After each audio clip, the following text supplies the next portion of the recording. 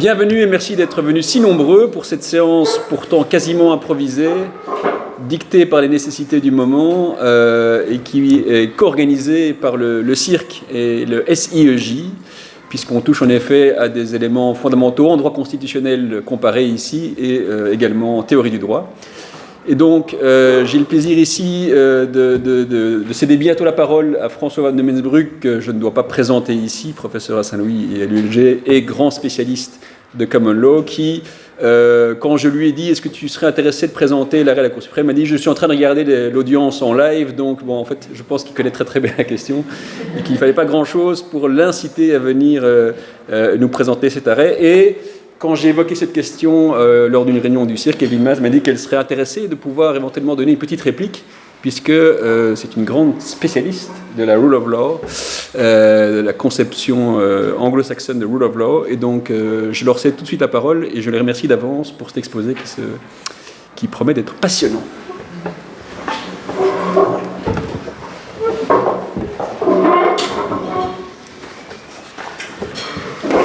Ok, on va se lancer sans crainte et avec audace, parce qu'on va tous mourir.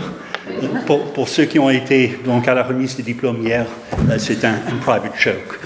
Je tiens à remercier tout d'abord Jérémy pour cette invitation qui m'a été faite. C'est un réel plaisir pour moi d'être avec vous cet après-midi et je me réjouis à l'avance des échanges qu'on aura dans quelques instants. Alors, a priori, je n'avais pas l'intention de faire une présentation visuelle, parce que je crois que parfois on en abuse. Et puis ce matin, je me suis réveillé et je me suis dit, je vais quand même le faire, d'une part pour se remémorer quelques têtes, pour lire l'un ou l'autre passage d'une phrase en anglais, ne vous inquiétez pas, il n'y en aura pas beaucoup, et aussi pour avoir la structure du propos. Alors, voilà. Alors, depuis sa création... Pardon.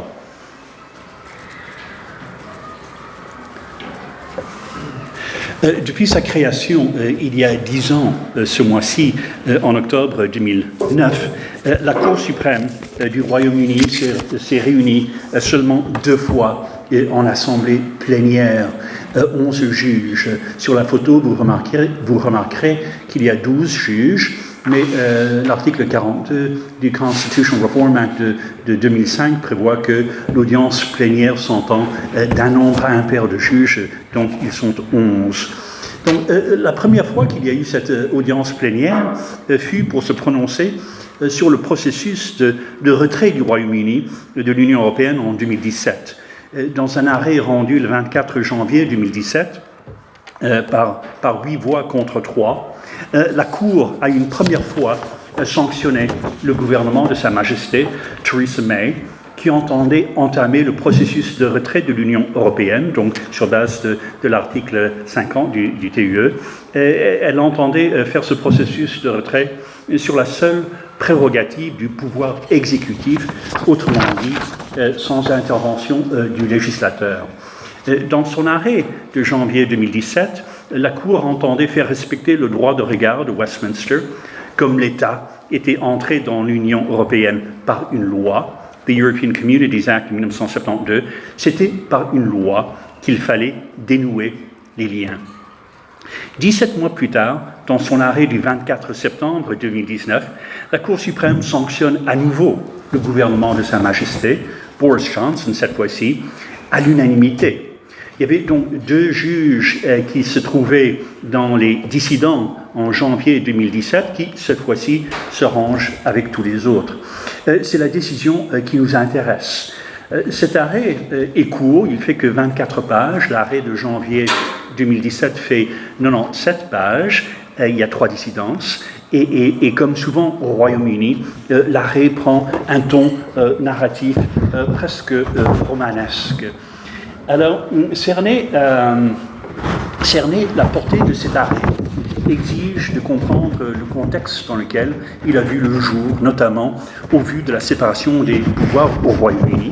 Et ensuite, nous aurons l'occasion d'analyser l'arrêt proprement dit et la confrontation des pouvoirs dans le cas d'espèce. Alors, les prémices de cet arrêt. Il faut, dans un premier temps, s'attarder sur la réalité historique et contemporaine de la séparation des pouvoirs au Royaume-Uni, avant d'aborder la question de l'hégémonie du pouvoir exécutif dans le cas présent. Alors, la séparation des pouvoirs, une séparation des pouvoirs brouillonne.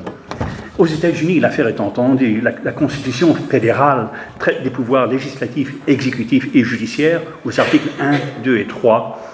Donc, c'est très simple. En France, l'affaire est déjà un peu plus compliquée. Le terme pouvoir est réservé au pouvoir législatif et au pouvoir exécutif. La Constitution de 1958 consacre son titre 8 à l'autorité judiciaire. C'est quand même une innovation, puisque les lois constitutionnelles de 1875 de la Troisième République étaient muettes, et la Constitution de 1946 n'a évoqué expressément que le Conseil supérieur de la magistrature qu'elle créait. Donc c'est une innovation malgré tout en France, et c'est une amélioration. L'emploi du terme autorité judiciaire traduit la volonté du constituant de 1958 d'ériger l'autorité judiciaire au-dessus de la condition de service public jusqu'alors en usage. Alors, qu'en est-il au pays de John Locke? Un professeur de droit constitutionnel anglais, Peter Leyland, écrit « In the UK Constitution, the separation of power is an untidy concept. » Autrement dit, l'affaire est loin d'être simple. La séparation des pouvoirs est brouillonne. On le sait, l'histoire anglaise, depuis la Magna Carta de 1215 jusqu'à la Constitutional Reform Act de 2005, se définit par une tension permanente entre la couronne et le Parlement. La parenthèse républicaine d'Oliver Cromwell au milieu du XVIIe siècle est justement le fruit d'une guerre civile entre le roi et le Parlement. Du reste, l'analyse effectuée par Montesquieu dans l'Esprit des lois s'appuie pour grande partie sur ses observations des pratiques constitutionnelles britanniques. Reste qu'il faut bien constater que les observations de Montesquieu n'étaient pas toujours exactes. À strictement parler, la séparation entre pouvoir législatif, exécutif et judiciaire était absente outre-Manche il y a 3 siècles. Mais encore il y a 20 ans, la séparation des pouvoirs était quelque peu singulière. Le personnage du Lord Chancellor siégeait au gouvernement comme garde des Sceaux, et à ce titre, il nommait les juges supérieurs. Il présidait la Chambre des Lords comme Speaker, avec la possibilité de participer au débat de la Chambre haute, tout en assurant la direction de la Chambre des Lords comme instance juridictionnelle. La fameuse affaire Pepper and Hart de 1992 voit justement le Lord Chancellor intervenir pour critiquer la solution retenue par les juges. Un changement important survient avec l'arrivée au pouvoir de Tony Blair en 1997. L'année qui suit sa prise de fonction voit la promulgation de la Human Rights Act de 1998, qui incorpore la Convention européenne des droits de l'homme dans l'ordre juridique interne du Royaume. Il est indispensable dorénavant de donner effet à l'article 6 de la Convention. En même temps, nous avons 3 lois de décentralisation visant le pays de Galles, l'Irlande du Nord et l'Écosse, les Devolution Acts de 1998 également. L'ensemble offre une panoplie constitutionnelle inédite aux juridictions britanniques, celles-ci pouvant désormais émettre des déclarations d'incompatibilité ou se prononcer sur des conflits de compétences. Le pouvoir judiciaire prend son envol. Il y a également le Freedom of Information Act de 2000, où, pour la première fois, nous avons de plus en plus de personnes qui doivent rendre compte de leurs actes, si vous voulez. Donc, pour sauter le gué de manière complète, encore fallait-il couper le lien physique entre le législatif et le judiciaire. Et ce sera fait avec justement la Constitutional Reform Act de 2005. Cette loi établit une Cour suprême du Royaume-Uni en dehors des bâtiments de Westminster, de l'autre côté de Parliament Square, et affranchit les juges de nomination politique. Je reviendrai sur cette question un peu plus tard. Et nous avons ici l'emblème de la Cour suprême. Donc c'est un emblème, un blason qui a été fait spécialement pour elle. Et vous avez évidemment le 24e et dernier lettre de l'alphabet grec oméga qui encercle les 4 fleurs du Royaume-Uni. Vous avez évidemment the English Rose, vous avez le chardon écossais, vous avez la fleur de lin pour l'Irlande du Nord, et vous avez enfin, à l'intérieur, vous avez le poireau pour le pays de Galles. Mais revenons à l'affaire récente et la volonté du pouvoir exécutif de prendre l'ascendance sur les autres pouvoirs. L'affaire soumise à la Cour suprême en septembre 2019 survenait à la suite d'une décision fort controversée de Boris Johnson en fonction depuis le 24 juillet seulement. Voulant obtenir des concessions du Conseil européen quant à une modification de l'accord de retrait de l'Union obtenu par son prédécesseur en novembre 2018, il a importé à Boris Johnson de faire croire à l'Union et à son électorat britannique que le Royaume-Uni sortirait de l'Union coûte que coûte le 31 octobre avec ou sans accord. Ce qui revenait à une véritable montée des enchères avec Bruxelles était d'autant plus difficile à faire passer qu'une majorité de la Chambre des communes s'opposait fermement à toute sortie sans accord. Il a importé dès lors au Premier ministre de neutraliser cette dernière.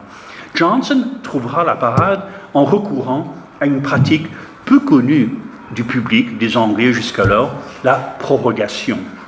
La décision est approuvée par la Reine le mercredi 28 août 2019 lors d'une réunion du Conseil privé, the Privy Council, réuni au château de Balmoral en Écosse. Et ici, donc voilà, j'ai déjà le premier paragraphe de l'arrêt. Et dès la 9e ligne de l'arrêt, tout à fait en bas, vous avez une seule phrase, une interrogation. What is prorogation? Suivi de 7 pages d'explications, presque un tiers de l'arrêt consacré uniquement à savoir ce que c'est que la prorogation. Alors, le concept revient à suspendre toutes les activités du Parlement sur assentiment de la Reine pour une période déterminée. Ni dissolution, ni ajournement qui est décidé par les chambres elles-mêmes. La prorogation revient pour le pouvoir exécutif à mettre le législateur entre parenthèses. Dans le vocabulaire juridique français, le terme prorogation ou le verbe proroger ne sont évidemment pas inconnus.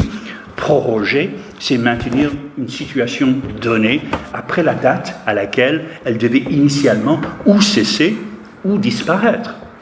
Ainsi, on proroge un délai ou une autorisation qui vient à échéance. A priori, la signification est différente du droit anglais. Il existe néanmoins en droit constitutionnel français une utilisation du mot prorogation semblable à celle utilisée en Angleterre, la prorogation des chambres, à savoir la suspension de leur session par le pouvoir exécutif pour une durée indéterminée, était explicitement prévue à l'article 46 de la Constitution du 14 janvier 1852. En l'occurrence, pour revenir à l'Angleterre, la période choisie par Boris Johnson s'étalait sur 5 semaines, du 9 septembre au 14 octobre. Ceci lui permettrait d'entamer une nouvelle session du Parlement sur base d'un nouveau programme politique présenté dans un discours prononcé par la Reine, the Queen's Speech. Les compteurs sont remis à zéro. Tout projet de loi présenté lors de la session précédente passe aux oubliettes. Et il y avait justement un projet de loi très important sur la réforme du droit de la famille et notamment le divorce en Angleterre. La question consistait à savoir si la décision de Boris Johnson revenait à entraver les débats du Parlement de manière exagérée. Alors, 2 recours furent introduits à l'encontre de la décision. À l'évidence, les requérants considèrent que la durée de la suspension est abusive. Depuis 1945, la prorogation n'a jamais dépassé 3 semaines. Souvent, la prorogation dure à peine 1 semaine. 3 jours en 2015, 5 jours en 2016, 6 jours en 2017. Du reste, les requérants soulignent un paradoxe qui traverse la démarche de Boris Johnson, comme jadis la démarche de Theresa May, Si le processus de retrait du Royaume-Uni de l'Union européenne s'explique par une logique de reprise en main du pouvoir de l'État, le leitmotiv du Leave campaign de Brexit est Take Back Control. Est-ce vraiment logique de vouloir empêcher le législateur de s'exprimer? Une pluie de critiques tombe sur la décision de Boris Johnson. Dans son édition du 29 août, The Financial Times considère que Boris Johnson a fait exploser une bombe sous le système constitutionnel du pays. Il s'agit, et je cite, de vandalisme constitutionnel. Il s'agit, et je cite, d'un affront à la démocratie. Et le journal, qu'on peut difficilement suspecter de radicalisme, considère que seuls les charlatans, les démagogues et les dictateurs en herbe s'embarrassent de la sorte de la démocratie représentative. Le journal va même jusqu'à se demander si le pays n'héberge pas un despote à Downing Street. Nous avons donc deux recours face à la décision de Boris Johnson. Le premier recours en Écosse se solde par une victoire des requérants. Les juges de décider que la prorogation est motivée par une volonté manifeste de bâillonner, to stymie Westminster.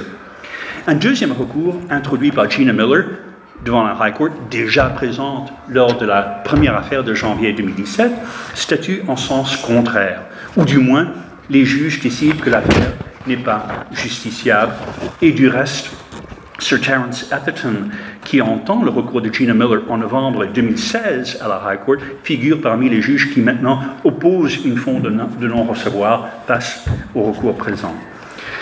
Sur appel des deux décisions et après 3 jours de plaidoirie, la Cour suprême, sous la présidence de Lady Hale, aura l'occasion de statuer définitivement sur la question. Et il s'agit ce qu'on appelle un leapfrog appeal, donc un appel saute-mouton, on saute par-dessus la Cour d'appel.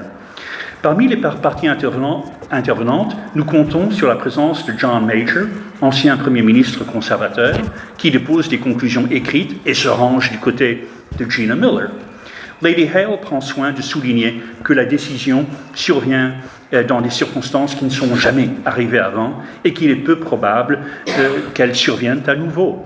Elle ajoute « It's a one-off ». C'est une décision unique, exceptionnelle. Alors, j'en arrive à l'analyse de l'arrêt, la confrontation des pouvoirs au Royaume-Uni dans le cas d'espèce. Alors, justement, la justiciabilité. La justiciabilité de la décision de prorogation transcende l'essentiel de l'arrêt de la Cour suprême. Sommes-nous devant un différend susceptible de règlement judiciaire, c'est-à-dire d'un règlement basé sur l'application de la règle de droit? Le gouvernement de Boris Johnson prétendait avec fermeté que non. La décision était de nature politique et relevait du seul pouvoir exécutif. Le juge aurait dès lors l'obligation de limiter son rôle à celui assigné à la branche judiciaire par la répartition tripartite du pouvoir, sans s'ingérer dans les domaines dévolus aux autres branches du gouvernement. Lord Sumption, un juge de la Cour suprême qui a pris sa retraite au mois de décembre 2018, se range du côté de la non-justiciabilité de l'affaire. Pour résoudre cette controverse, la Cour formule plusieurs propositions. Et ces propositions peuvent se regrouper, me semble-t-il, autour de considérations tantôt empreintes de théorie constitutionnelle, dans un État qui ne dispose pas de constitution écrite, tantôt empreintes d'un pragmatisme tout britannique. Alors, voyons d'abord les considérations de théorie constitutionnelle. Je pense qu'il y a 2 propositions qui retiennent l'attention, qui ressortent de cet arrêt. La première consiste à reconnaître que la prorogation est assurément une décision du pouvoir exécutif exercée par le Premier ministre sur assentiment de la Reine. Il n'en reste pas moins qu'il existe des limites à pareille décision déterminées par les principes fondamentaux de notre droit constitutionnel. C'est quelque chose qui se trouve au paragraphe 38 de l'arrêt, et maintenant je me référerai plus précisément à des passages. La Cour s'appuie sur 2 précédents célèbres. Le premier, The Case of Proclamations, date de 1611. L'affaire survient alors que le roi Jacques Ier, James I, décide unilatéralement d'interdire la construction de nouveaux bâtiments à Londres. Il était également question de la quantité d'amidon dans le blé. Tout ceci, en tout cas, prend de grandes proportions. À l'époque, la Cour, the Court of Common Pleas, sous la présidence de Sir Edward Coke, pose des limites à la prérogative royale et établit que le monarque ne peut légiférer que par l'intermédiaire du Parlement.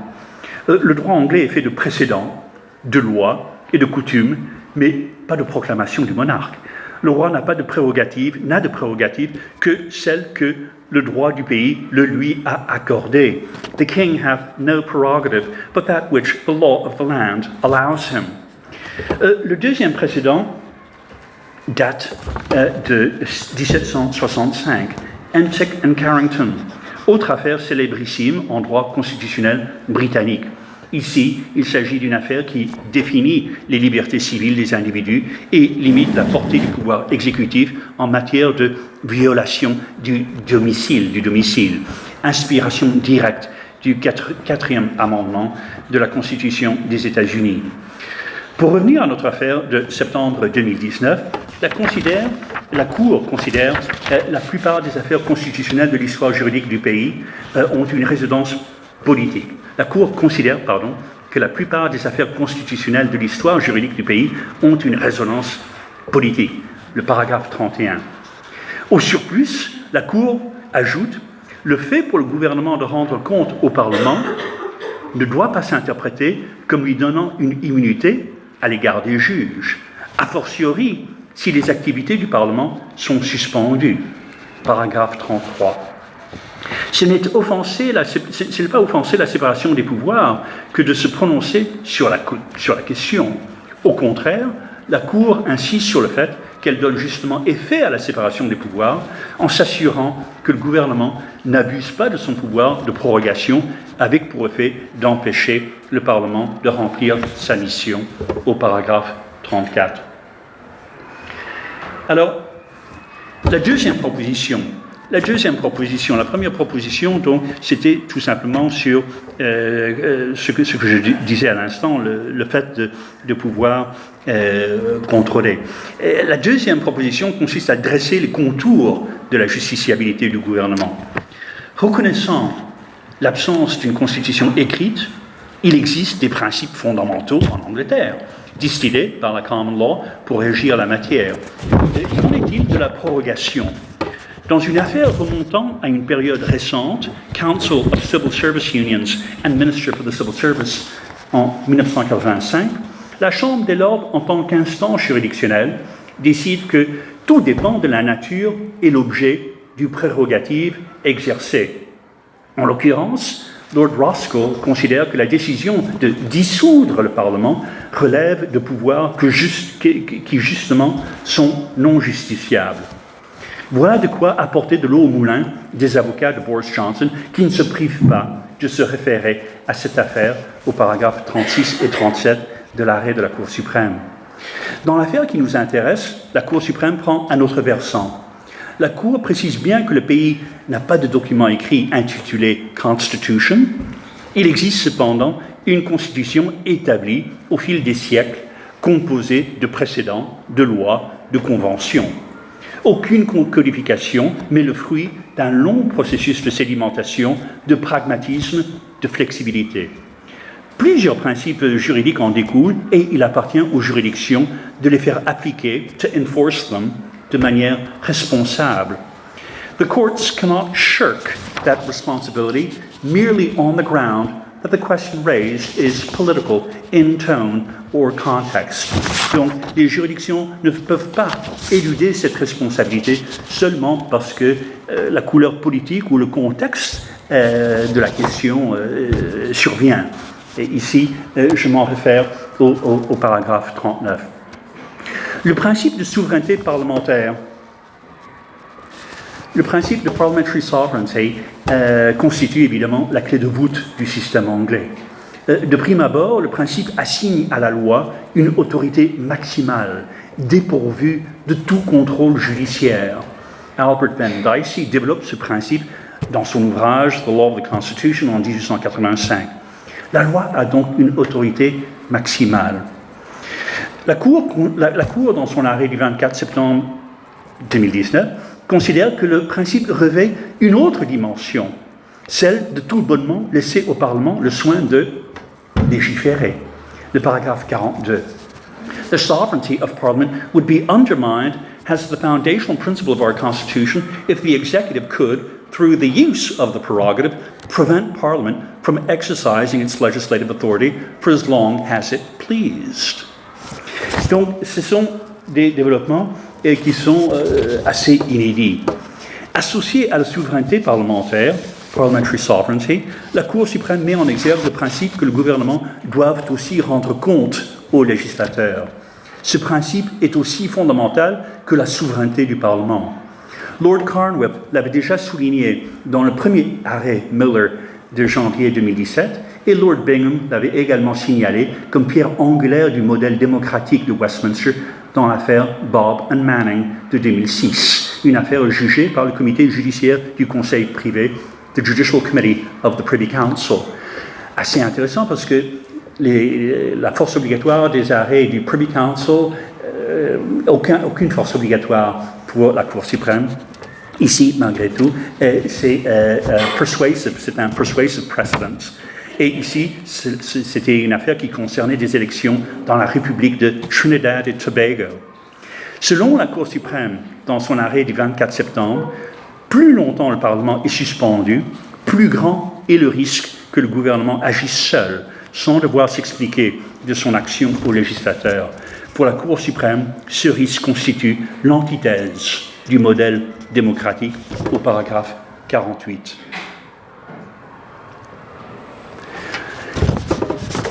Donc, j'en arrive bientôt aux conclusions.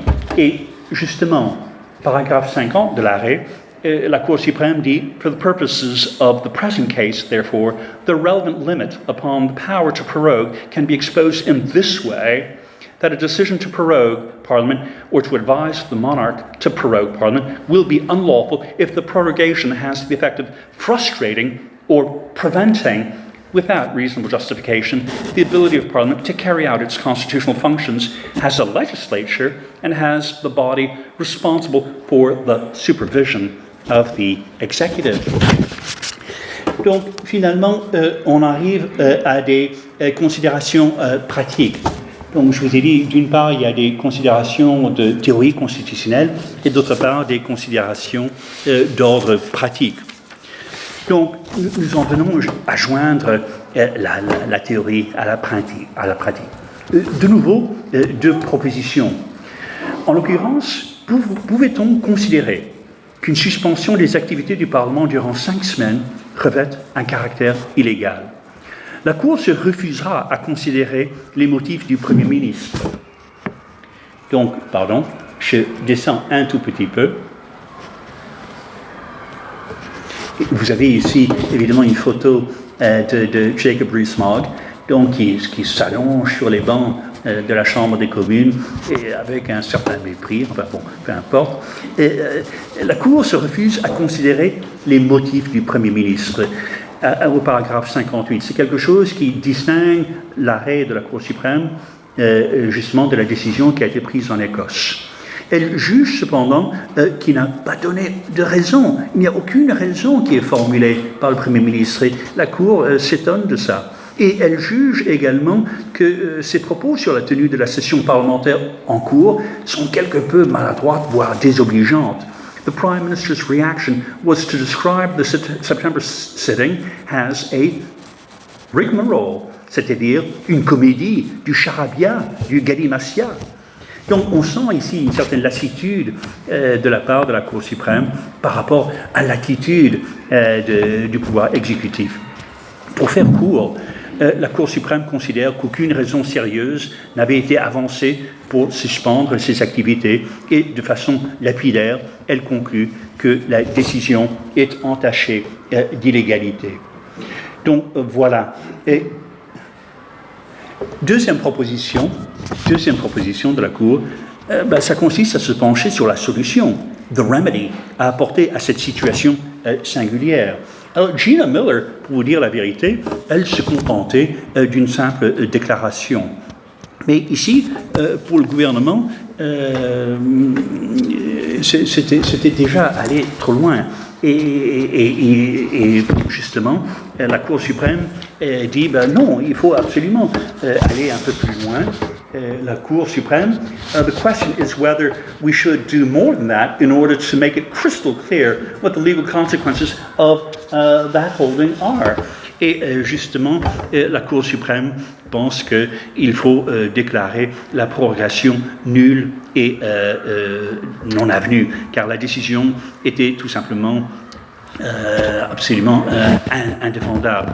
Alors, ici, Boris Johnson, évidemment, lui, il freinait des quatre fers. Il pensait que ce serait impossible puisque c'était une procédure parlementaire échappant à tout contrôle judiciaire. Par conséquent, une violation de l'article 9 de la Bill of Rights de 1788, où justement on ne peut pas questionner de quelque façon que ce soit ce qui se passe au Parlement. Mais la Cour suprême ne l'entendra pas de la sorte. La décision est effectivement imposée de l'extérieur du Parlement. Ceci est précisé au paragraphe 68. En clair, la décision est illégale, nulle et non avenue, unlawful, null and of no effect. Donc, voilà ce qu'on a comme décision finale. Alors, quelques conclusions très rapidement. Premièrement, j'ai dit ici, pas de constitution écrite, mais un système de freins et de contrepoids, de checks and balances, qui semble fonctionner. En ce qui concerne le pouvoir exécutif, un camouflet, une humiliation pour le Premier ministre. Je crois que, grosso modo, tout le monde revient à cette conclusion. Financial Times, de nouveau, a utilisé des termes assez violents à l'égard du Premier ministre en disant que s'il avait une once de dignité, il démissionnerait immédiatement. Et puis, en tant que pouvoir législatif, nous avons la décision qui a été prise immédiatement de reprendre les activités. Et ici, évidemment, nous avons une photo du Speaker of the House, John Bercow, qui justement insiste là-dessus. Alors, cela étant, et on en parlera évidemment dans les minutes qui viennent, la confusion demeure au sein de la Chambre des communes entre DUP, entre le Parti conservateur, entre Labour. Et nous avons une loi qui a été adoptée le 9 septembre 2019. Donc, the Ben Act, et ceci constitue évidemment quelque chose qui va occuper, je dirais, toute l'actualité demain, puisque l'échéance, c'est que, le Parlement devrait avoir l'occasion de s'exprimer et forcer, je dirais, une extension de l'article 50 s'il n'y a pas eu d'accord entre le Royaume-Uni et l'Union européenne d'ici demain. Je vais continuer juste un tout petit peu pour simplement parler du pouvoir judiciaire, les effets sur le pouvoir judiciaire. Et je voudrais de nouveau souligner deux points. Le premier concerne les réactions immédiates au prononcé de l'arrêt. Alors, elles furent relativement modérées cette fois-ci. Du moins, n'a-t-on plus lu les titres de presse tels celui figurant à la première du Daily Mail après le jugement de la High Court de novembre 2016, The Enemies of the People. Donc, les tabloïds ont commis cette fois-ci l'une ou l'autre faute de goût, j'y reviendrai, mais rien en comparaison avec les juges stigmatisés en 2016. Il ne faut pas se tromper de cible. Cette décision a été rendue à l'unanimité.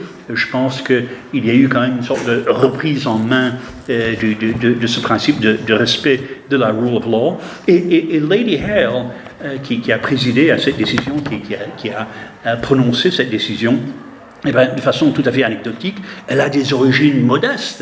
Elle est fille d'instituteur, elle a été à l'école publique, j'allais dire à l'école de la République, mais enfin, elle ne sort pas des grandes écoles anglaises. Elle est professeure de droit à l'université de Manchester. Elle est combattante de longue date de l'égalité des sexes. Et donc, elle ne prête pas le flanc facilement à un discours anti-establishment. Elle a même participé comme juge à une émission spéciale de MasterChef. Et son verdict a été pas facile de cuire du poisson pour une grande tablée. Donc voilà, elle se mêle, je dirais, au public. Le Premier ministre Boris Johnson, en déplacement à New York pour la réunion annuelle de l'Assemblée générale des Nations unies, évidemment, lui, il réitère sa volonté ferme de quitter l'Union européenne le 31 octobre, coûte que coûte, come what may, et usant d'une formule péjorative à l'adresse de l'arrêt de la Cour suprême. À New York, il ajoute, pour être tout à fait honnête, ce genre de choses, this kind of stuff, rend ma tâche plus difficile. Ce genre de choses, this kind of stuff. Et plusieurs membres du Parti conservateur, dont Jacob Rees-Mogg, donc eux, évidemment, ils parlent d'un coup constitutionnel, et par ailleurs, il y a un certain nombre de personnes du Parti conservateur, du Brexit camp, qui pensent qu'il faut repenser le système de nomination des juges à la Cour suprême pour justement mieux sonder leur background politique. Or, en Angleterre, il y a un système de nomination des juges, notamment, qui a été mis en place avec le Constitutional Reform Act de 2005, qui garantit une très grande indépendance, qui à mon avis, est beaucoup meilleure que le système qu'on voit aux États-Unis. Donc, ça, c'était ma toute première remarque, la réaction au prononcé de l'arrêt. Ma deuxième remarque concerne la publicité des audiences. Donc, sans doute pas la considération la plus importante ici. Mais je voudrais quand même en parler pendant 2-3 minutes. À ma connaissance, peu de juridictions supérieures dans le monde autorisent les caméras de télévision dans les salles d'audience pour filmer les plaidoiries et le prononcer des arrêts. Et même aux États-Unis, ce pas n'a jamais été franchi pour la Cour suprême. Depuis ses origines en 2009, la Cour suprême du Royaume-Uni enregistre et autorise la diffusion en direct, le streaming, de toutes les affaires qui lui sont soumises. Et naturellement, le 24 septembre, comme Jérémy l'a dit, à 11h du matin, 10h30 heure de Londres, j'ai allumé la télévision BBC World et je regardais le prononcé de l'arrêt par Lady Hale. Le moment était historique, le moment était pour moi assez émouvant. Lady Hale, qu'on avait invitée à Saint-Louis en 2012 pour débattre avec Paul Lemons, elle m'a paru assez fatiguée, âgée de 74 ans. Elle lisait avec une voix douce, presque lasse, ses feuilles, sous le regard intense de ses collègues. Lady Hale atteint l'âge limite de la retraite pour servir à la Cour suprême et elle part dans quelques semaines au mois de janvier. Et contrairement à ce que nous avions tous remarqué ici à Saint-Louis, devant les étudiants, lorsqu'elle était venue, il n'y avait aucune bonhomie, elle ne souriait plus du tout. Et évidemment, la gravité du moment et le poids du direct, des millions de personnes regardaient en même temps que moi, n'autorisaient pas la légèreté. Enfin, il y a l'histoire de la broche. Lady Hale les aime beaucoup. Elle les aime beaucoup, elle alterne toutes sortes d'insectes, d'amphibiens et de cloportes. Des grenouilles, des papillons, des vers de terre. Et le 24 septembre, elle portait une broche en forme d'araignée. Alors, naturellement, comme jadis avec les sinologues, les soviétologues ou les autres vaticanologues, tous de saisir le moment et de scruter la signification derrière cette broche. Le Daily Mail, fort mécontent de l'arrêt, ne pouvait manquer l'occasion. C'était évident, il s'agissait d'une allusion à la toile de complexité entourant l'affaire, voire une volonté manifeste de tisser une toile juridique pour mieux piéger le Premier ministre. Et d'autres coups de griffe sont assénés par le journal. Le salaire de Lady Hale est mis en avant. Elle gagne plus de 225 000 livres par an. À la une, le journal insiste sur le fait que Lady Hale a travaillé dans un pub pour payer ses études. Voilà. Le titre de l'article est édifiant. Ex-barmaid with a spider brooch who spun legal web that snared PM. Peu importe. Ce sont des interprétations futiles, forcément subjectives, toujours malveillantes, toujours anecdotiques. J'ai regardé le prononcé de l'arrêt par Lady Hale et je suis parti ce jour-là, le sourire aux lèvres. Nous venions de vivre un moment, je crois, historique. Et le soir, j'ai rallumé ma télévision. Et ce n'est plus Lady Hale que j'observe, c'est Nancy Pelosi, présidente de la Chambre des représentants des États-Unis, qui annonce, après des mois de tergiversation, l'ouverture d'une enquête de destitution à l'encontre de Donald Trump. Le même jour, le président et le ministre de la Justice américain, Robert Barr, the Attorney General, assignent au pouvoir exécutif un champ qu'on croyait révolu depuis la présidence impériale exercée par Richard Nixon dans les années 70. C'en est trop d'un pouvoir exécutif qui franchit toutes les normes et qui sidère les Américains au quotidien depuis 3 ans. En une phrase lapidaire, Nancy Pelosi conclut « Nobody is above the law ». Je me suis couché le 24 septembre en me disant que ce fut une très belle journée.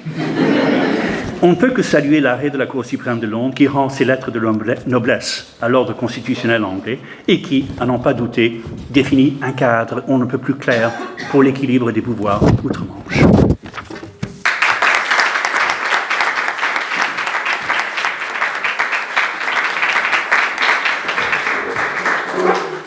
François, moi j'avais exactement la même réaction que toi, j'étais aussi extrêmement, j'étais un peu déprimé les jours précédents, et ce jour-là j'étais content, je me suis dit, je sais ce qu'on fait, je sais pourquoi on le fait, et voilà, je me suis couché avec la même satisfaction que toi, et que je partage pleinement. Voilà, merci beaucoup, c'était hyper intéressant, et Lynn, tu as la parole, on a tout le temps, tout de suite. Merci. Moi aussi, cette soirée, j'étais sur Twitter pour commenter l'arrêt et j'avais dit c'est un rêve pour un juriste qui aime le droit constitutionnel avoir un arrêt comme ça avec la citation de Case of Proclamations dans l'arrêt. C'était vraiment un arrêt de principe et c'est un beau principe qui a été appliqué. Merci François pour la très bonne analyse de l'arrêt. Moi, je vais me focaliser sur les conséquences de l'arrêt possibles. Aujourd'hui, on doit suivre l'actualité de tous les jours. Aujourd'hui, on a déjà entendu que Johnson a dit qu'il va exécuter la loi, le Benn Act. Je vais l'expliquer tout de suite. Mais il y a une semaine, il y avait des doutes. Boris Johnson avait dit, ça peut être que je vais attaquer le Benn Act. Et c'est sur cette histoire que je voudrais ajouter quelques remarques. J'ai le Benn Act et j'ai aussi des citations, mais je n'en ai que 20, donc il faut partager un peu. Je vais faire ça. Donc pour moi, le rule of law anglais, l'état de droit anglais, c'est vraiment un de mes thèmes favoris dans le droit constitutionnel. J'ai recherché le thème, le rule of law, dans le cadre pour savoir quelle demande le rule of law, l'état de droit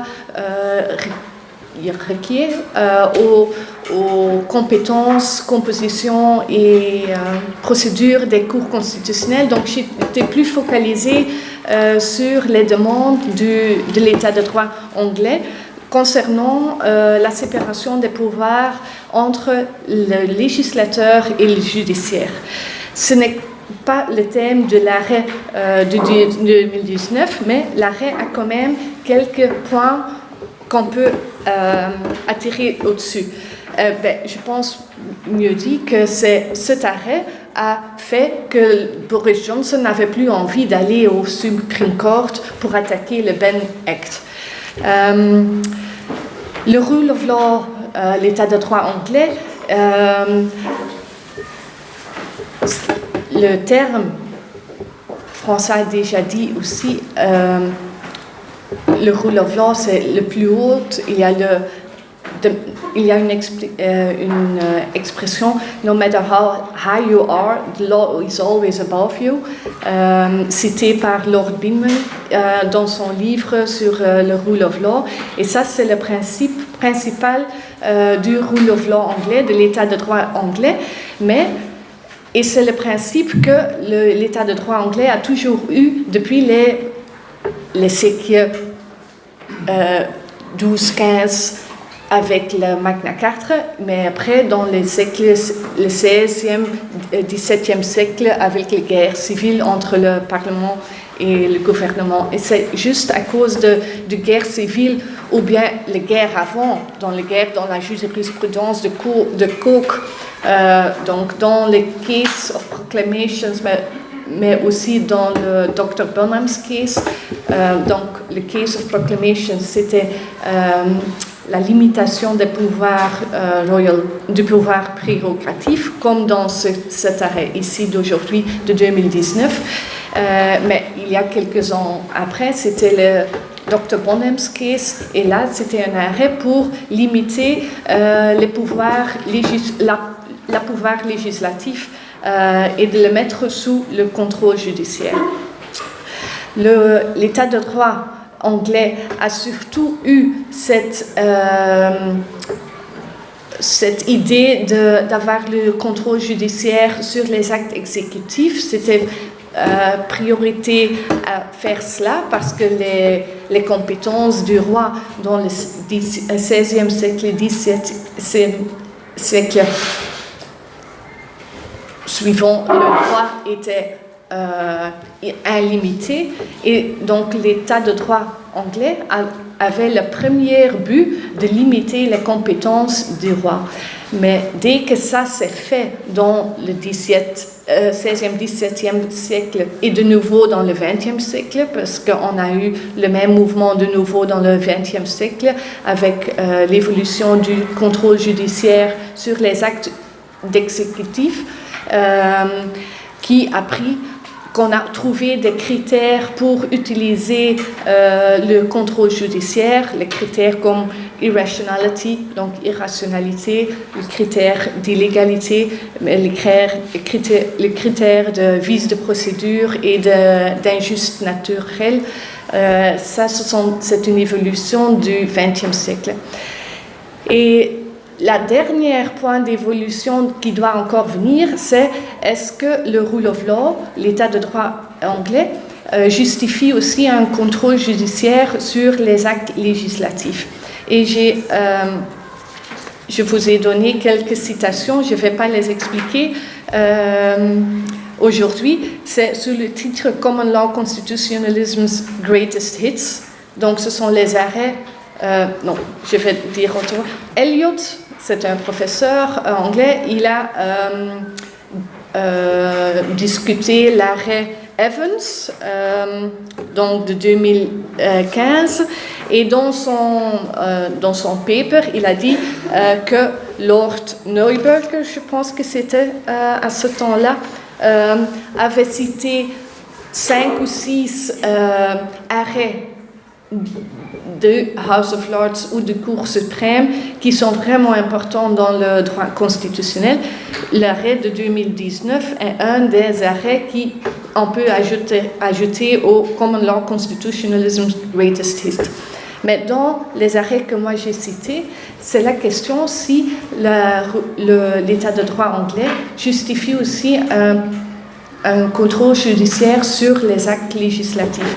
Et dans le dossier du Brexit, ce n'est pas irrelevant. Quand j'avais lu l'arrêt sur le prorogation, je me demandais déjà, est-ce qu'il y a quelque chose dans l'arrêt qu'on peut utiliser pour, si après Boris Johnson veut attaquer le Ben Act, que c'est possible. Il n'y a pas beaucoup dans l'arrêt, mais il y a quand même quelque chose dans les arrêts, des éléments pour que moi je pense que Boris Johnson aujourd'hui n'oserait plus attaquer la loi. Et c'est dans le Ben Act, c'est quoi en fait le Ben Act? Le Ben Act a été pris juste le lendemain, la veille de la prorogation, parce que c'était la dernière possibilité du Parlement de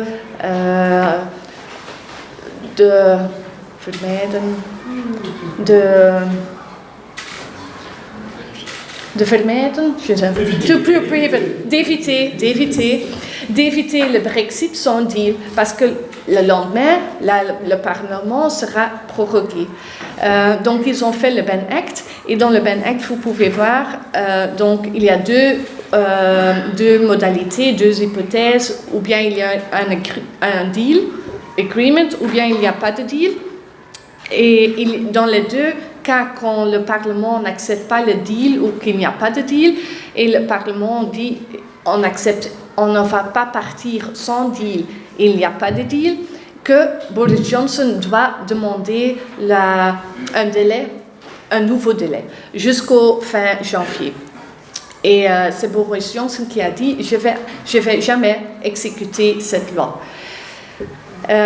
Et je pense qu'il a vraiment réfléchi sur de le faire, de ne pas l'exécuter et aussi d'attaquer la loi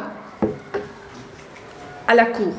Mais alors, ça serait vraiment une nouvelle dans le droit constitutionnel. Alors, vous le verrez aussi dans les citations que j'ai mises sur le papier, le principe de souveraineté parlementaire, c'est pas acquis que c'est un principe qui ne peut jamais être altéré.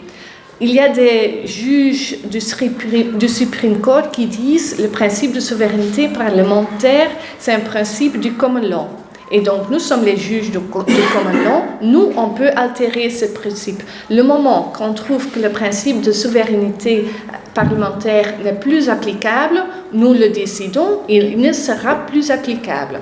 Il y a des autres juges qui disent non, le principe de souveraineté parlementaire est un principe de long temps du droit constitutionnel et ce n'est pas au juge du Supreme Court de décider que ce n'est plus un principe.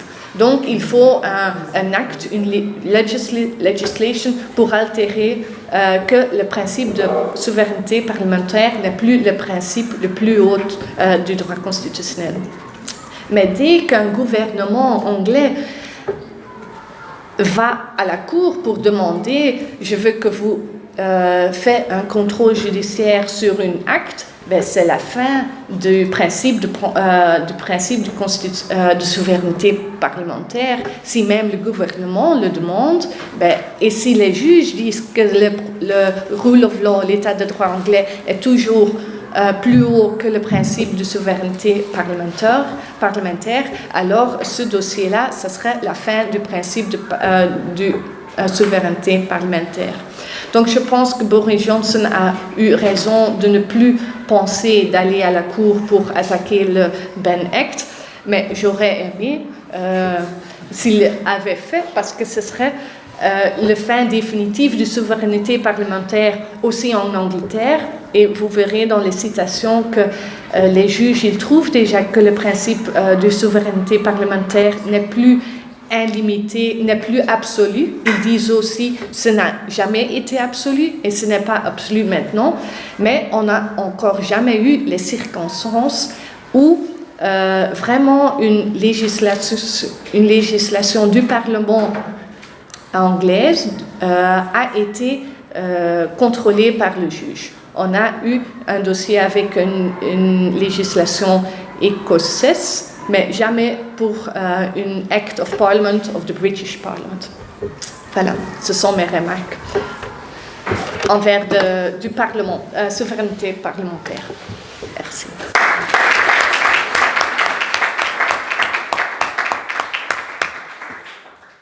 Voilà, merci Lynn, merci à tous les deux. Plein de choses.